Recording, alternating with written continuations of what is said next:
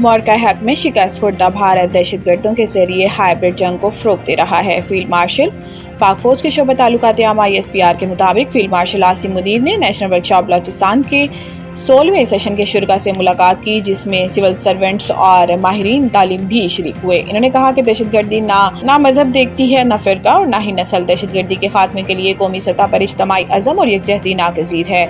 Field marshal نے بھارت کی جانب سے دہشت گرد عناصر کی سرپرستی کو بلوچستان کی عوام کی حب الوطنی کو نشانہ بنانے کی ناکام کوشش قرار دیا اور کہا کہ ملک کو درپیش داخلی یا خارجی خطرات کی صورت میں قومی وقار اور عوام کی سلامتی کے تحفظ کے لیے ہر ممکن اقدام کیا جائے گا۔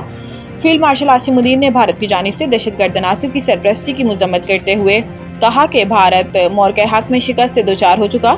بھارت دہشت گرد گروہوں کے ذریعے ہائبرڈ جنگ کو فروغ دے رہا ہے۔ یہ گروہ بھی مورکہ حق میں بھارت کو ذلت آمیز شکست جیسا ہی انجام پائیں گے۔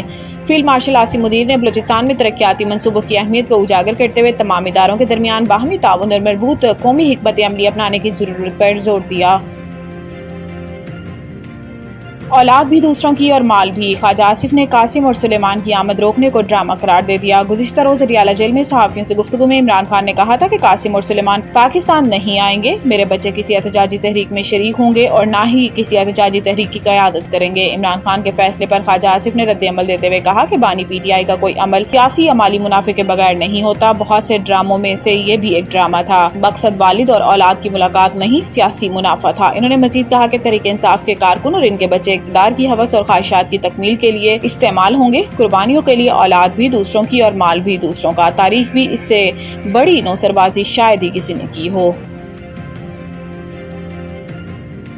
چینی کی قیمتوں کی سختی سے مانیٹرنگ ہو رہی ہے، ایک دو روز میں قیمتیں نیچے آ جائیں گی۔ کوارڈینیٹر وزیر اعظم رانا احسان افضل کا کہنا تھا کہ چینی کی حالیہ قیمتوں میں اضافے کی وجہ سے ایکسپورٹ کو قرار دیا جا رہا ہے، تو اس میں یہ چیز سمجھنا ضروری ہے کہ چینی کے پچھلے سیزن میں پروڈکشن 6.8 ملین ٹن کے قریب تھی، جو کہ کافی تھی مقامی استعمال کے لیے، اور آپ کے پاس ایک بڑا سرپلس تھا جس کی بنیاد پر ایکسپورٹ کی اجازت تھی۔ انہوں نے اپنی بات جاری رکھتے ہوئے بتایا کہ اس بار چینی کی پروڈکشن 5.8 ملین ٹن رہی، جو کہ پروجیکشن سے 1 ملین ٹن کم تھی، جس کی بڑی وجہ موسمیاتی تبدیلی ہے۔ رانا احسان افضل نے بتایا کہ جب وزیر اعظم شہباز شریف کو معاملے کا علم ہوا تو انہوں نے فوری طور پر چینی کی ایکسپورٹ کو روکنے کا کہا، لیکن اس وقت تک بہت دیر ہو چکی تھی۔ ان کا کہنا تھا کہ جب چینی کی ایکسپورٹ کی اجازت دی گئی تو اس وقت اضافی چینی موجود تھی، جس کے بعد 5 لاکھ ٹن اضافی بفر رکھنے کے بعد چینی کی ایکسپورٹ کی اجازت دی گئی۔ خیبر پختونخوا ہمارا صوبہ ہے اور ہماری مشاورت کے بغیر فیصلے مسلط نہ کیے جائیں۔ وزیر اعلیٰ گنڈا پور۔ صوبے میں امن و امان کی صورتحال پر وزیر اعلیٰ علی امین گنڈا پور کی زیر صدارت PTI پارلیمانی پارٹی اور امن و امان سے متعلق ہنگامی اجلاس ہوا، جس میں chief secretary IGP additional chief اور دیگر متعلقہ حکام نے شرکت کی۔ اجلاس میں باجوڑ واقعے کے تناظر میں امن و امان کی تازہ صورتحال کا جائزہ لیا گیا۔ متعلقہ حکام کی جانب سے وزیر اعلیٰ کو امن و امان کی تازہ صورتحال پر بریفنگ دی گئی۔ پارلیمانی پارٹی کے اجلاس کے بعد وزیر اعلیٰ علی امین گنڈا پور نے ویڈیو بیان جاری کیا، جس میں ان کا کہنا تھا کہ ہم امن و امان کے حوالے سے گزشتہ دنوں منعقد ہونے والی آل پارٹیز کانفرنس کے فیصلوں پر قائم ہیں۔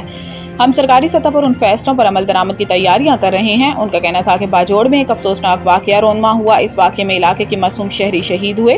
دہشت گردی کے خلاف آپریشن میں شہریوں کی جانی نقصانات کی منفی اثرات مرتب ہو رہی ہیں۔ اس طرح کے واقعات سے فوج اور عوام کے درمیان اعتماد ختم ہو رہا ہے۔ عوامی اعتماد ختم ہونے کی وجہ سے ہم دہشت گردی کے خلاف جنگ نہیں جیت پا رہے۔ پنجاب میں مزید شدید بارشوں کا الرٹ جاری، 3 شہروں میں اربن فلڈنگ کا خدشہ۔ صوبائی ڈیزاسٹر مینجمنٹ اتھارٹی پنجاب کے مطابق آئندہ 24 گھنٹے میں لاہور، قصور، شیخوپورہ اور سیالکوٹ میں شدید بارش متوقع ہے۔ PDM حکام کا بتانا ہے کہ بارشوں کے باعث لاہور، راولپنڈی اور گجرانوالہ میں اربن فلڈنگ کا خدشہ ہے، جبکہ صوبے میں مونسون بارشوں کا سلسلہ 31 جولائی تک جاری رہ سکتا ہے۔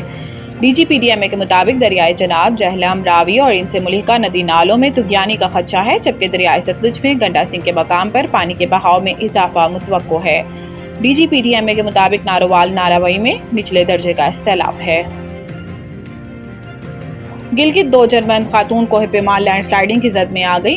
گلگت کے علاقے ہوشی ویلی میں لینڈ سلائیڈنگ کی زد میں آنے والی خاتون کوہ پیما کی تلاش جاری۔ ترجمان گلگت بلتستان حکومت فیض اللہ فراق کے مطابق ایک کوہ پیما کروس مرینا ایوا کو گزشتہ روز ریسکیو کر لیا گیا تھا اور دوسری جرمن خاتون لورا ڈالمائر زخمی حالت میں لاپتہ ہیں۔ ترجمان کا کہنا ہے کہ ہیلی کاپٹر اور ماہر ٹیم کے ذریعے جرمن خاتون کوہ پیما کی تلاش جاری ہے، جبکہ ریسکیو ٹیم زمینی راستوں سے بھی ریسکیو آپریشن کرے گی۔